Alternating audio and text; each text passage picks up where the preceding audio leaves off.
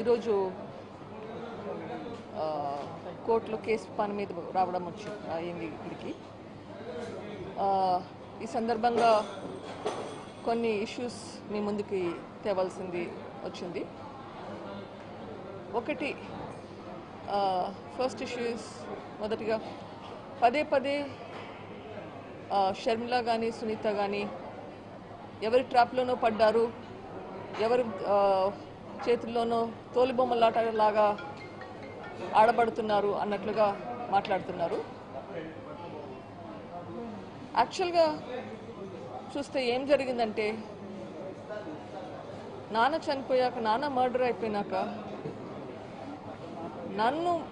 నాతో మీరు ఆడుకున్నారు ఒక తోలుబొమ్మలాటలాగా.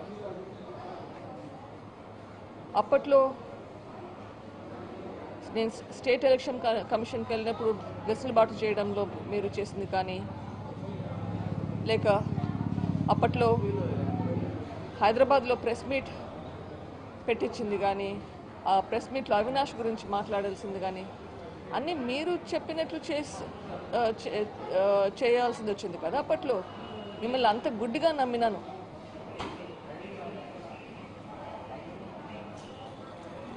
అది గ్రహించి నేను చేసిన తప్పును నేను సరిదిద్దుకునే సమయం వచ్చింది.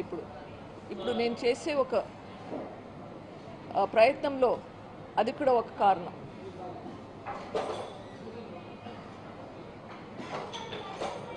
ఇప్పుడు మొన్న రవిమామ ఎమ్మెల్యే గారు, కమలాపురం ఎమ్మెల్యే గారు కూడా ఇదే మాట అంటున్నారు, నేను వాళ్ళ ట్రాప్లో పడ్డానంట. ట్రాప్లో పడింది ఎవరు? నేను పడ్డాను, ప్రజలు కూడా పడ్డారు ట్రాప్లో. ఎవరినైనా ఒకసారి మోసం చేయొచ్చు, పదే పదే మోసం చేయలేరు.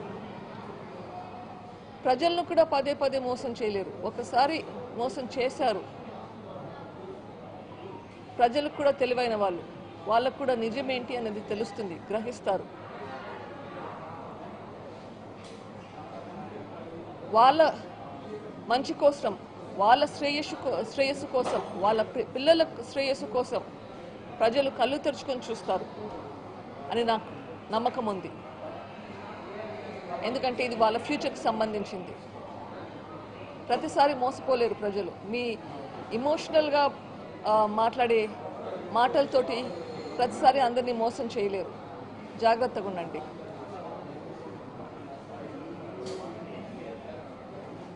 హైదరాబాద్లో కానీ కడపలో కానీ నేను కొన్ని పాయింట్స్ రేస్ చేశాను. అన్నగా నాకు ఆన్సర్ చెప్పకపోయినా పర్వాలేదు, కానీ చీఫ్ మినిస్టర్గా మీకు దానికి రెస్పాన్స్ ఇవ్వాల్సిన బాధ్యత ఉంది. మళ్ళీ గుర్తు చేస్తున్నాను కొన్ని ఇష్యూస్.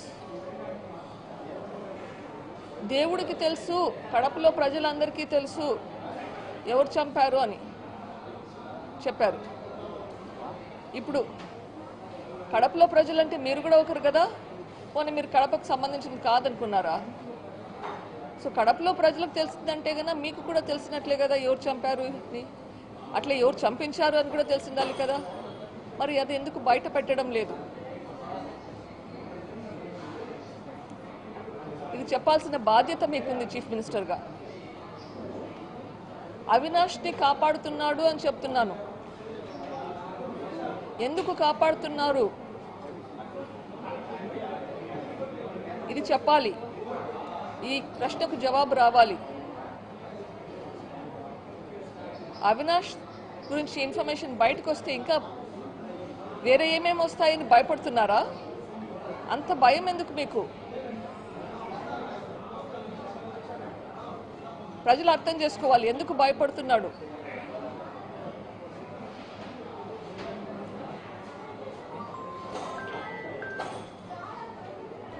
ఈ ప్రశ్నలకు చెప్పాల్సిన సమయం వచ్చింది. ఒకవేళ మీకు డైరెక్ట్గా మాట్లాడాలంటే చెప్పండి, మీ సాక్షి ఛానల్కి వస్తాను, మీతో డిబేట్ చేద్దాము. ప్రజలు అర్థం చేసుకుంటారు ఎవరు ఏం చెప్తున్నారని చెప్పి. నాకు అభ్యంతరం లేదు, మీ సాక్షి ఛానల్కి నేను వస్తాను, రండి. ఒక డిబేట్ పెట్టుకుందాం. నిజానిజాలు బయటకు వస్తాయి.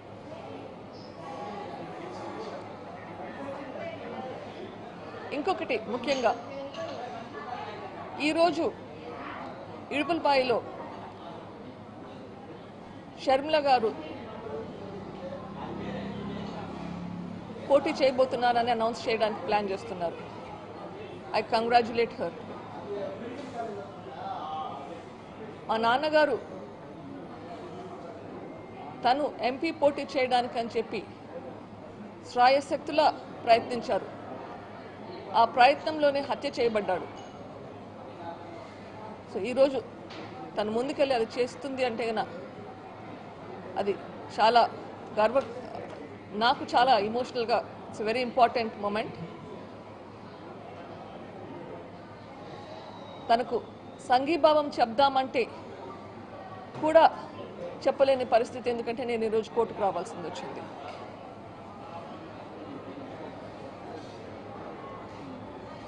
పెద్దన్న వైఎస్ రాజశేఖర రెడ్డి గారు చనిపోయినాక మీరు జైలుకు పోయినప్పుడు 2012 సంవత్సరంలో బై ఎలక్షన్స్లో 18 ఎమ్మెల్యేలు ఒక ఎంపీ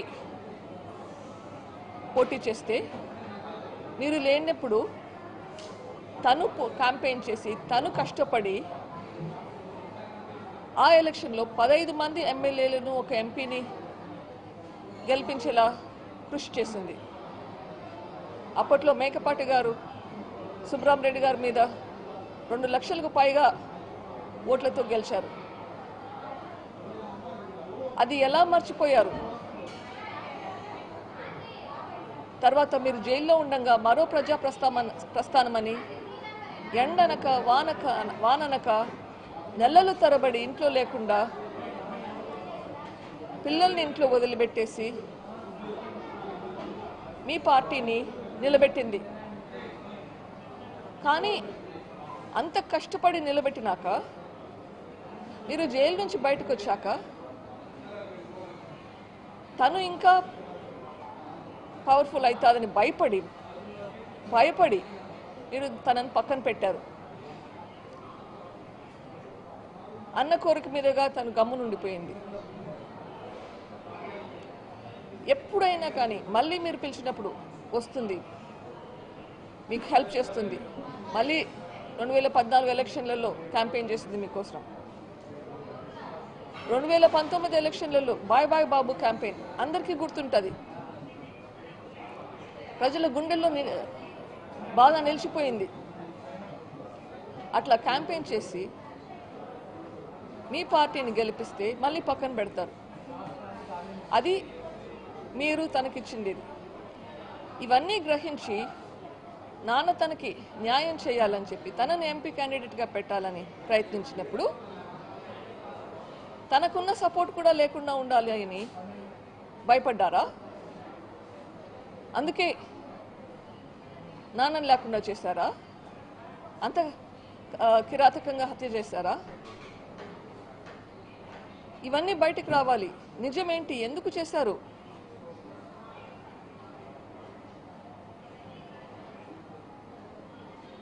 అగైన్ ఈరోజు షర్మిల గారికి నా సంఘీభావం చెప్తూ జగనన్నని నేను ప్రశ్నించిన ప్రశ్నలకు జవాబు చెప్పాలని ఈ మీడియా ముఖంగా చెప్తున్నాను.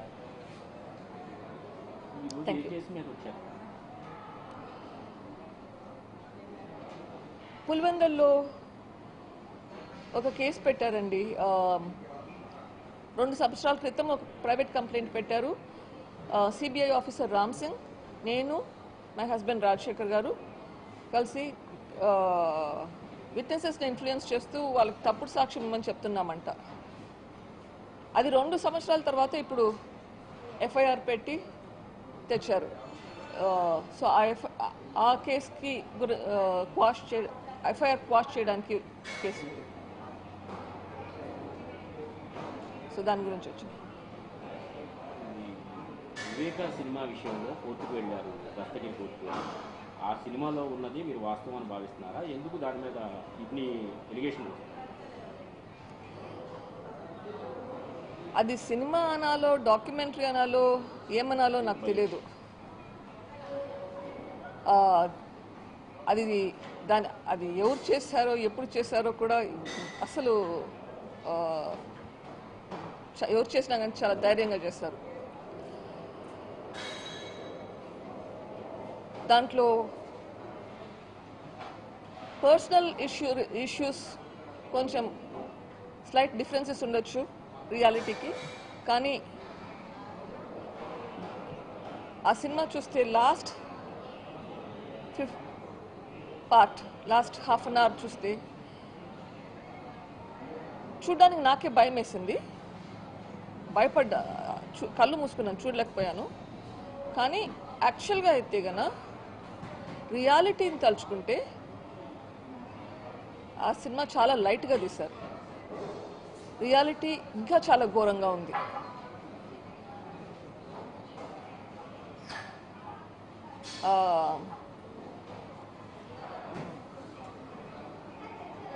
అది చూస్తే ప్రజలు ఎట్లా రిసీవ్ చేసుకుంటారో కానీ నాకు మాత్రం చాలా బాధేసింది. వివేక మండలి తర్వాత వైసీపీ అధికారంలోకి వచ్చింది. వివేక మండలి తర్వాత పార్టీ అధికారంలోకి వచ్చింది వైసీపీ. అప్పటి నుంచి ఏం మాట్లాడలేదు. ఇప్పుడు ఎలక్షన్ వస్తున్నప్పుడు తిరిగి సీఎం మీ అన్నగారు ఈ సభలో కూడా వివేక మండలి గురించి ప్రస్తావిస్తున్నారు. నేను అదే అడుగుతున్నాను, ఎందుకు 5 సంవత్సరాలు మర్చిపోయి ఇప్పుడు మళ్ళీ మాట్లాడుతున్నారు? మా అన్నగారు దీని గురించి అసలు మాట్లాడలేదు. ఒక అసెంబ్లీలో ఒకసారి అవినాష్ను ప్రొటెక్ట్ చేసేదానికి తప్పనిచ్చి మాట్లాడలేదు. ఆయనను ప్రొటెక్ట్ చేయడానికి మళ్ళీ కర్నూలులో ఎట్లా పోలీస్ మెషినరీని వాడుకున్నాడో తెలుసు. ఇప్పుడు మళ్ళీ మాట్లాడుతున్నాడంటే అప్పుడు హత్య చేశాక రాజకీయాలకు వాడుకున్నాడు. ఇప్పుడు మళ్ళీ ఎలక్షన్లు వచ్చాయి, మళ్ళీ రాజకీయాలకు వాడుకుంటున్నాడు. అందుకే చెప్తున్నాను, ఈ హత్య రాజకీయాలు ఉండకూడదు. హత్య రాజకీయాలకు మనం చాలా దూరంగా ఉండాలి. మన రాష్ట్రం బాగుపడాలి.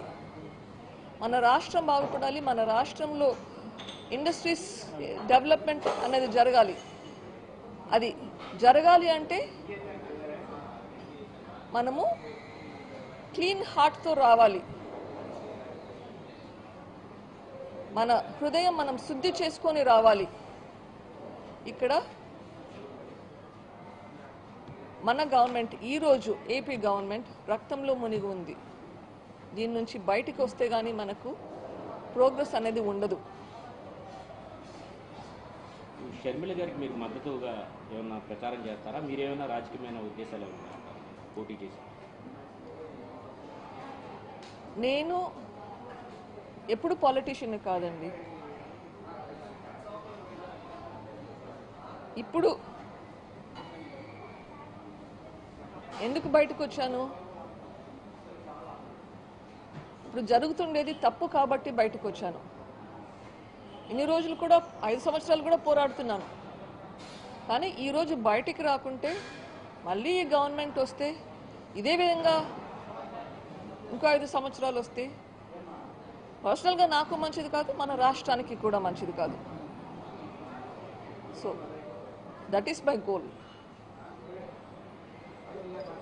ఎస్, నాన్నగారికి ఆశ ఉండేది షర్మిలాని ఎంపీ చేయాలని చెప్పి. That is a fact. Thank you. Government వచ్చిన తర్వాత కోర్టులో కేసు వేశారు, ఒక 4-5 ఏళ్ళు మీరు కూడా ఫైట్ చేశారు. ఈ సమయంలో దీని గురించి మీరు ఎప్పుడైనా ఆయన్ని కలవడానికి ప్రయత్నించారా? అసలు కేసు ఏం జరుగుతుంది ఇట్లాంటివి అడగటానికి ప్రయత్నించారా? ఆయన మీతో మాట్లాడారా ఇటీవల కానీ గతంలో?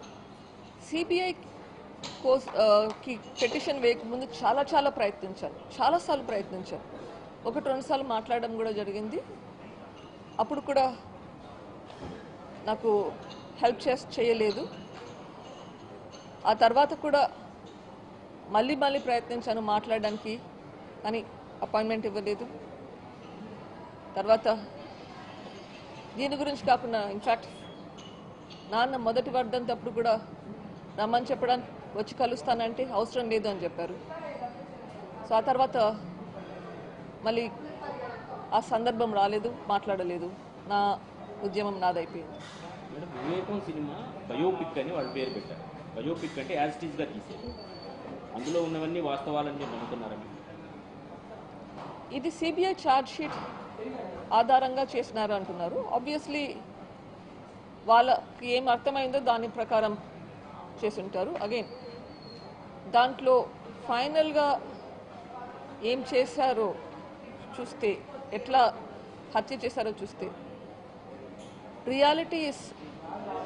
రియాలిటీతో కంపేర్ చేస్తే నాకు అర్థమైనంత వరకు ఇంకా ఎక్కువ క్రూరంగా నాన్నగారిని హింసించారు అని నాకు అనిపిస్తుంది.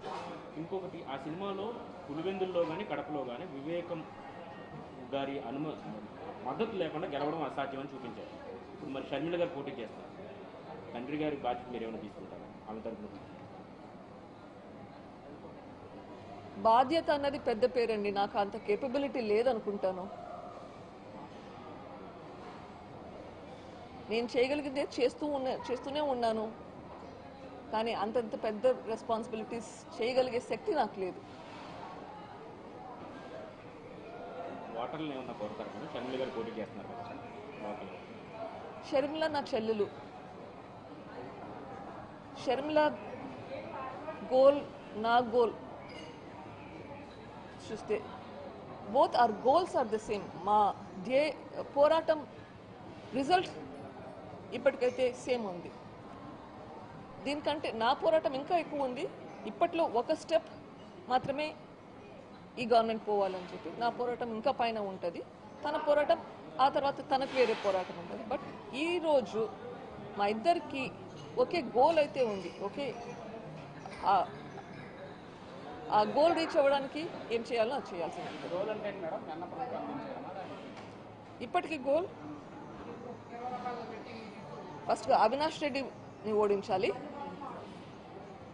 వీలైతే జగన్ అన్నని ఓడించాలి, వైఎస్ఆర్సీపీ రాకూడదు. అవినాష్ రెడ్డి ఓడిపోవాలి, అది ఖచ్చితంగా జరగాలి.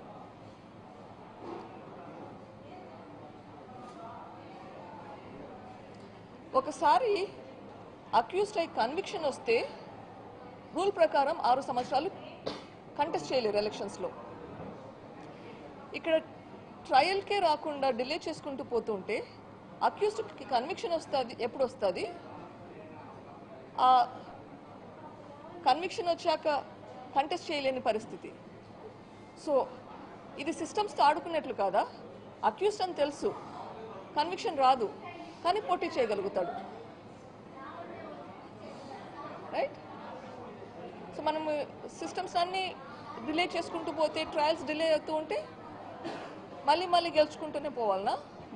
అది తప్పు. న్యాయపరంగా కూడా తప్పే కదా. చట్టసభలో ఉండకూడదు. ఎగ్జాక్ట్లీ, నేరస్తులు ఉండకూడదు.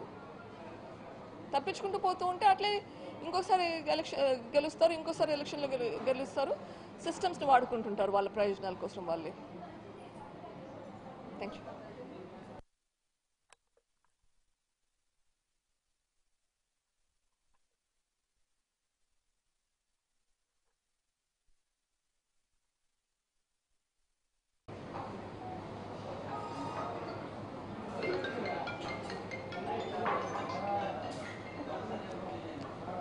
అందరికీ నమస్కారం. ఈరోజు కోర్టులో కేసు పని మీద రావడం అయింది ఇక్కడికి. ఈ సందర్భంగా కొన్ని ఇష్యూస్ మీ ముందుకి తేవాల్సింది వచ్చింది. ఒకటి, ఫస్ట్ ఇష్యూస్ మొదటిగా పదే షర్మిల కానీ సునీత కానీ ఎవరి ట్రాప్లోనో పడ్డారు, ఎవరి చేతుల్లోనో తోలుబొమ్మలాటలాగా ఆడబడుతున్నారు అన్నట్లుగా మాట్లాడుతున్నారు. యాక్చువల్గా చూస్తే ఏం జరిగిందంటే, నాన్న చనిపోయాక, నాన్న మర్డర్ అయిపోయినాక నాతో మీరు ఆడుకున్నారు ఒక తోలుబొమ్మలాటలాగా. అప్పట్లో నేను స్టేట్ ఎలక్షన్ కమిషన్కి వెళ్ళినప్పుడు వెసులుబాటు చేయడంలో మీరు చేసింది కానీ, లేక అప్పట్లో హైదరాబాద్లో ప్రెస్ మీట్ పెట్టించింది కానీ, ఆ ప్రెస్ మీట్లో అవినాష్ గురించి మాట్లాడాల్సింది కానీ, అన్నీ మీరు చెప్పినట్లు చేయాల్సింది వచ్చింది కదా. అప్పట్లో మిమ్మల్ని అంత గుడ్డిగా నమ్మినాను.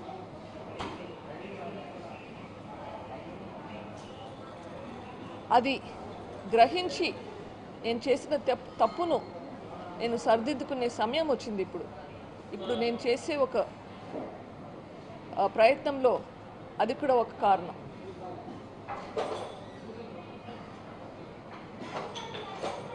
ఇప్పుడు మొన్న రవిమామ ఎమ్మెల్యే గారు, కమలాపురం ఎమ్మెల్యే గారు కూడా ఇదే మాట అంటున్నారు, నేను వాళ్ళ ట్రాప్లో పడ్డానంట. ట్రాప్లో పడింది ఎవరు? నేను పడ్డాను, ప్రజలు కూడా పడ్డారు ట్రాప్లో. ఎవరినైనా ఒకసారి మోసం చేయొచ్చు, పదే పదే మోసం చేయలేరు. ప్రజలను కూడా పదే పదే మోసం చేయలేరు. ఒకసారి మోసం చేశారు. ప్రజలకు కూడా తెలివైన వాళ్ళు, వాళ్ళకు కూడా నిజమేంటి అనేది తెలుస్తుంది, గ్రహిస్తారు. వాళ్ళ మంచి కోసం, వాళ్ళ శ్రేయస్సు కోసం, వాళ్ళ పిల్లల శ్రేయస్సు కోసం ప్రజలు కళ్ళు తెరుచుకొని చూస్తారు అని నాకు నమ్మకం ఉంది. ఎందుకంటే ఇది వాళ్ళ ఫ్యూచర్కి సంబంధించింది. ప్రతిసారి మోసపోలేరు ప్రజలు. మీ ఇమోషనల్గా మాట్లాడే మాటలతోటి ప్రతిసారి అందరినీ మోసం చేయలేరు. జాగ్రత్తగా ఉండండి.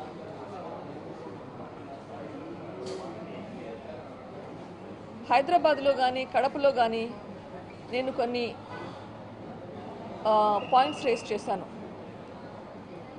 అన్నగా నాకు ఆన్సర్ చెప్పకపోయినా పర్వాలేదు, కానీ చీఫ్ మినిస్టర్గా మీకు దానికి రెస్పాన్స్ ఇవ్వాల్సిన బాధ్యత ఉంది. మళ్ళీ గుర్తు చేస్తున్నాను కొన్ని ఇష్యూస్. దేవుడికి తెలుసు, కడపలో ప్రజలందరికీ తెలుసు ఎవరు చంపారు అని చెప్పారు.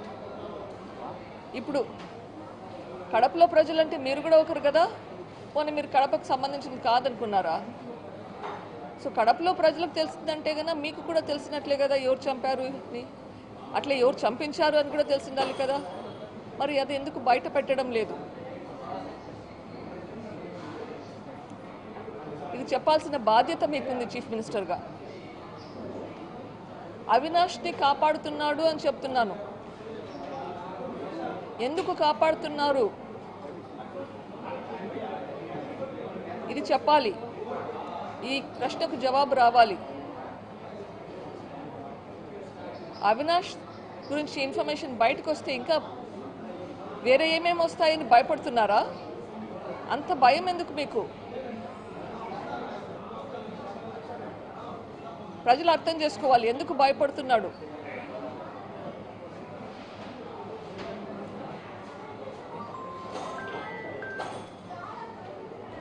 ఈ ప్రశ్నలకు చెప్పాల్సిన సమయం వచ్చింది. ఒకవేళ మీకు డైరెక్ట్గా మాట్లాడాలంటే చెప్పండి, మీ సాక్షి ఛానల్కి వస్తాను, మీతో డిబేట్ చేద్దాము. ప్రజలు అర్థం చేసుకుంటారు ఎవరేం చెప్తున్నారని చెప్పి. నాకు అభ్యంతరం లేదు, మీ సాక్షి ఛానల్కి నేను వస్తాను, రండి, ఒక డిబేట్ పెట్టుకుందాం. నిజానిజాలు బయటకు వస్తాయి.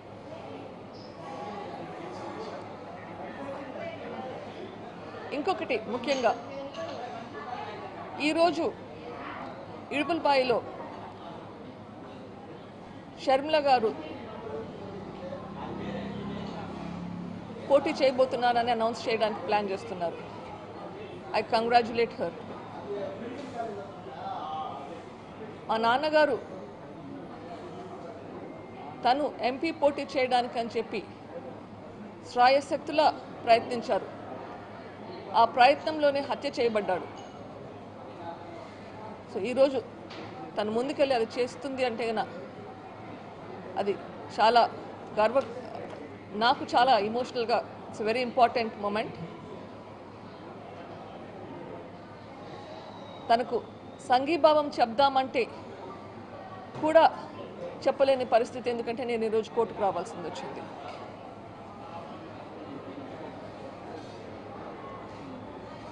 పెద్దన్న వైఎస్ రాజశేఖర రెడ్డి గారు చనిపోయినాక మీరు జైలుకు పోయినప్పుడు 2012 సంవత్సరంలో బై ఎలక్షన్స్లో 18 ఎమ్మెల్యేలు ఒక ఎంపీ పోటీ చేస్తే మీరు లేనప్పుడు తను క్యాంపెయిన్ చేసి తను కష్టపడి ఆ ఎలక్షన్లో 15 మంది ఎమ్మెల్యేలను ఒక ఎంపీని గెలిపించేలా కృషి చేసింది. అప్పట్లో మేకపాటి గారు సుబ్రహ్మరెడ్డి గారి మీద 2 లక్షలకు పైగా ఓట్లతో గెలిచారు. అది ఎలా మర్చిపోయారు? తర్వాత మీరు జైల్లో ఉండగా మరో ప్రజా ప్రస్థానమని ఎండనక వాననక నెలలు తరబడి ఇంట్లో లేకుండా పిల్లల్ని ఇంట్లో వదిలిపెట్టేసి మీ పార్టీని నిలబెట్టింది. కానీ అంత కష్టపడి నిలబెట్టినాక మీరు జైలు నుంచి బయటకు వచ్చాక తను ఇంకా పవర్ఫుల్ అవుతుందని భయపడి మీరు తనని పక్కన పెట్టారు. అన్న కోరిక మీదుగా తను గమ్మునుండిపోయింది. ఎప్పుడైనా కానీ మళ్ళీ మీరు పిలిచినప్పుడు వస్తుంది, మీకు హెల్ప్ చేస్తుంది. మళ్ళీ 2014 ఎలక్షన్లలో క్యాంపెయిన్ చేసింది మీకోసం. 2019 ఎలక్షన్లలో బాయ్ బాయ్ బాబు క్యాంపెయిన్ అందరికీ గుర్తుంటుంది. ప్రజల గుండెల్లో బాగా నిలిచిపోయింది. అట్లా క్యాంపెయిన్ చేసి మీ పార్టీని గెలిపిస్తే మళ్ళీ పక్కన పెడతారు. అది మీరు తనకిచ్చింది. ఇవన్నీ గ్రహించి నాన్న తనకి న్యాయం చేయాలని చెప్పి తనని ఎంపీ క్యాండిడేట్గా పెట్టాలని ప్రయత్నించినప్పుడు తనకున్న సపోర్ట్ కూడా లేకుండా ఉండాలి అని భయపడ్డారా? అందుకే నాన్నని లేకుండా చేశారా? అంత కిరాతకంగా హత్య చేశారా? ఇవన్నీ బయటికి రావాలి. నిజమేంటి, ఎందుకు చేశారు?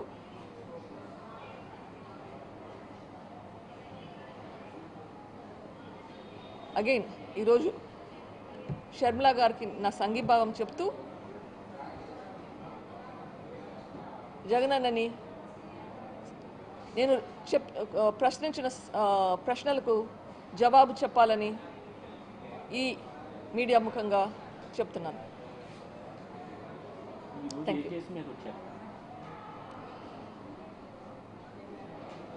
పులివెందుల్లో ఒక కేసు పెట్టారండి.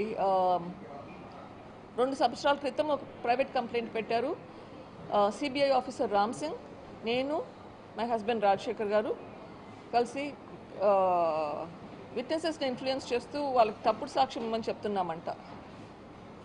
అది 2 సంవత్సరాల తర్వాత ఇప్పుడు ఎఫ్ఐఆర్ పెట్టి తెచ్చారు. సో ఆ కేసుకి ఎఫ్ఐఆర్ క్వాష్ చేయడానికి కేసు. సో దాని గురించి వచ్చింది. వివేక సినిమా విషయంలో కోర్టుకు వెళ్ళారు, దస్తగిరి కోర్టుకు. ఆ సినిమాలో ఉన్నది మీరు వాస్తవాన్ని భావిస్తున్నారా? ఎందుకు దాని మీద ఇన్ని ఎలిగేషన్ వచ్చాయి? అది సినిమా అనాలో డాక్యుమెంటరీ అనాలో ఏమనాలో నాకు తెలియదు. అది ఎవరు చేశారో ఎప్పుడు చేశారో కూడా అసలు ఎవరు చేసినా కానీ చాలా ధైర్యంగా చేస్తారు. దాంట్లో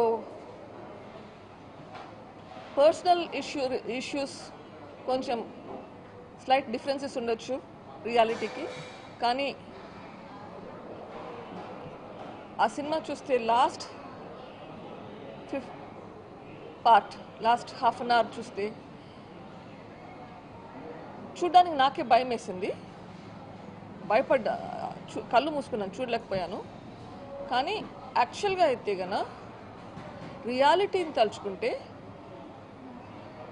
ఆ సినిమా చాలా లైట్గా తీశారు. రియాలిటీ ఇంకా చాలా ఘోరంగా ఉంది.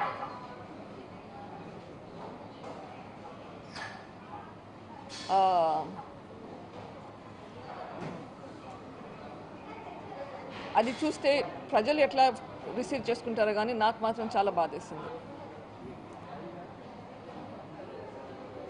వివేక మండలి తర్వాత వైసీపీ అధికారంలోకి వచ్చింది. వివేక